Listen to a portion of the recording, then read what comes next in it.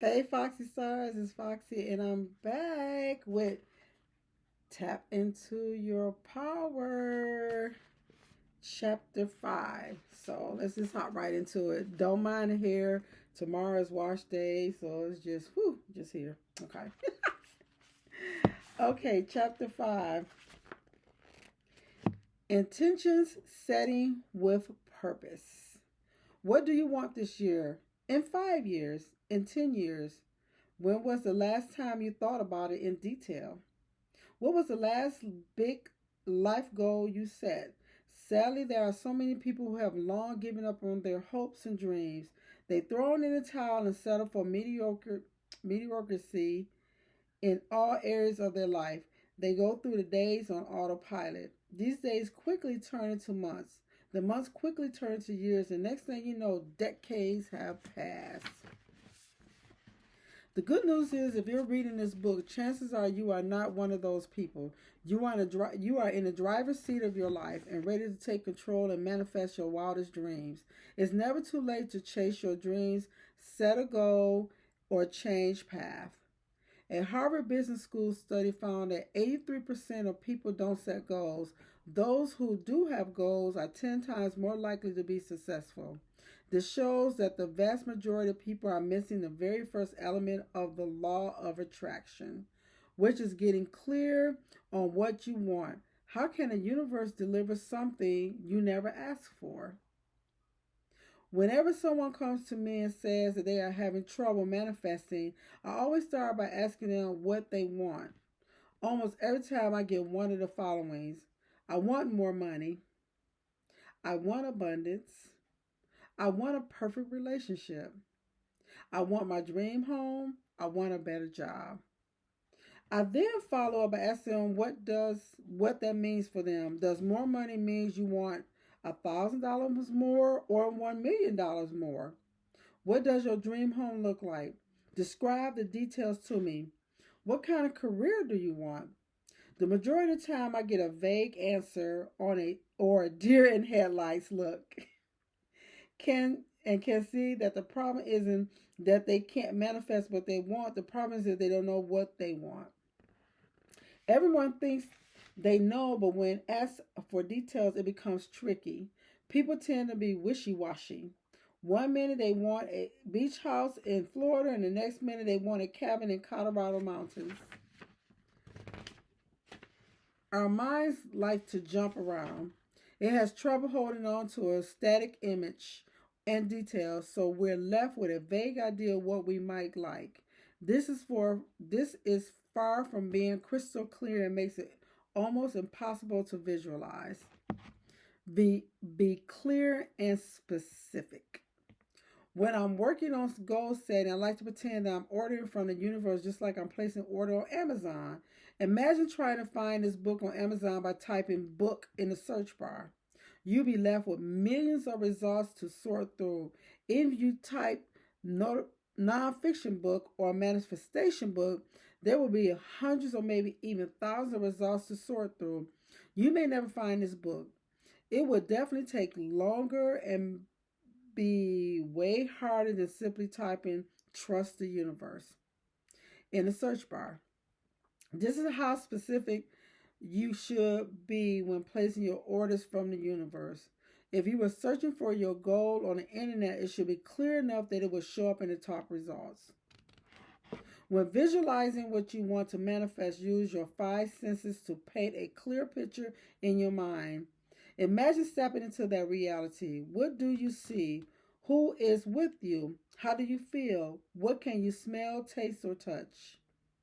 Play it like a movie in your mind, and most importantly, try to tap into the feelings of having it now. This is what will help you align with the frequency of what you want. Focus on what you want. Let's look at it from a scientific standpoint. Humans have what's called the rectangular activating system, or RAS, which is our brain's filter of the overwhelming amount of stimuli we are exposed to every day. It processes what we deem to be important and leaves out the rest. This is why when you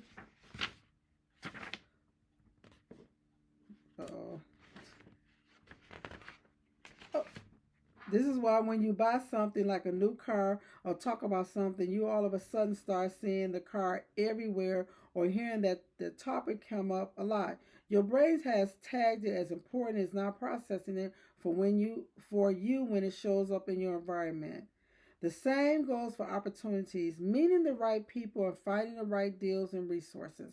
There's abundance of opportunities surrounding you at all times. But if you're not focused on your desires and goals, your brain will filter out the corresponding opportunity. If you focus on a worst case scenario or fearing your dreams won't come to fruition, your RAS will process the stimuli that correspond with those fears. You may have heard that what you focus on expands, and this is the scene behind why the statement is true. Okay, no, I'm gonna read that again. This is the science behind why that statement is true. If you're looking for trouble, you'll find it. If you're looking for excuses, you'll find it. If you're looking for success, it will make its way to you. Be mindful of what you focus on the majority of the time and remind yourself that this is the message you're sending to your RAS, which is what will show up in your life. When you begin to shift your focus from negative to positive, from lack to abundance, you will begin to see more positive, abundant opportunities show up for you. It's not that they didn't exist before, they were always there, but you are now becoming aware of them. The RAS is serving them up to you on a silver platter, but it's up to you to focus on what you want instead of what you don't want. Reframe your goals. So she got this little insert to tell you about reframe your goals. Often instead of real goals, I just hear a list of all the things people don't want. I don't want to be in this soul sucking job anymore. I don't want a car that keeps breaking down. I don't want friends that cause drama. Remember, the law of attraction is always working, so don't give too much of your thoughts, feeling, energy to the things you don't want. Instead, practice reframing the things into what you do want. I want a job that brings me fulfillment. I want a new, reliable car. I want friends who are supportive and kind.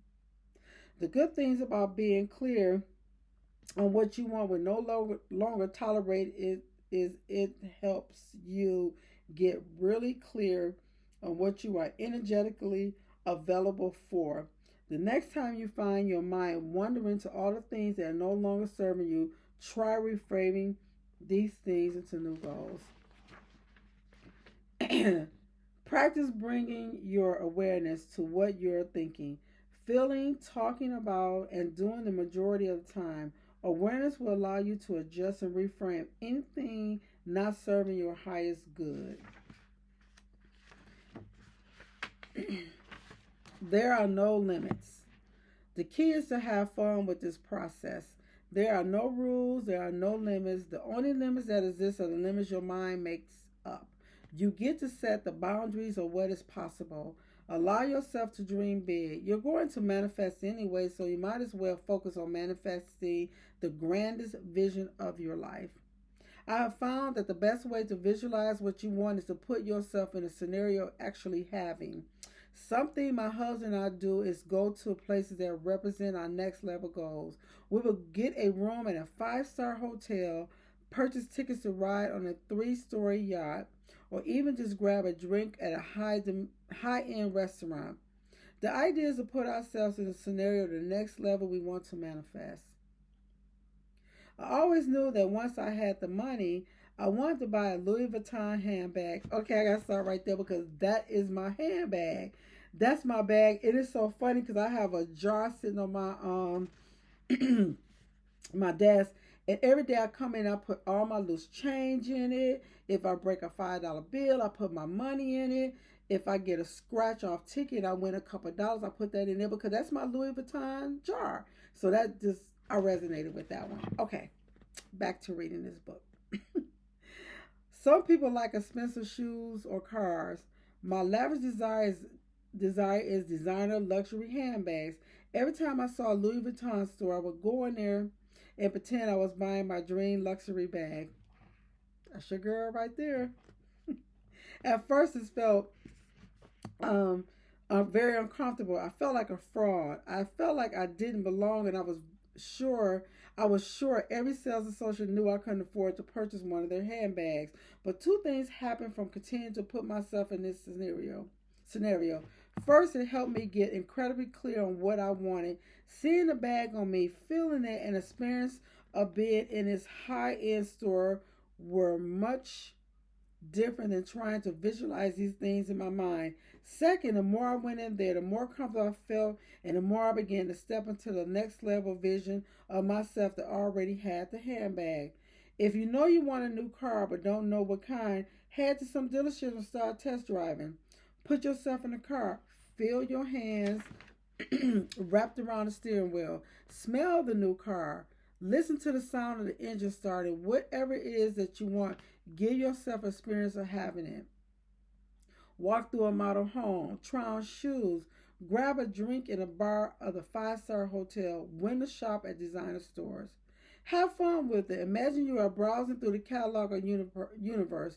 Pick out what you want, try it on for a day and see how it feels. That is your girl all day long because I am cool with going to Louis Vuitton, Gucci, anybody. I would go in there and I would just roam through the things and touch everything because, hey, maybe I already been manifesting. Okay. Unwavering faith. Unwavering faith means having faith long after it seems like it won't manifest.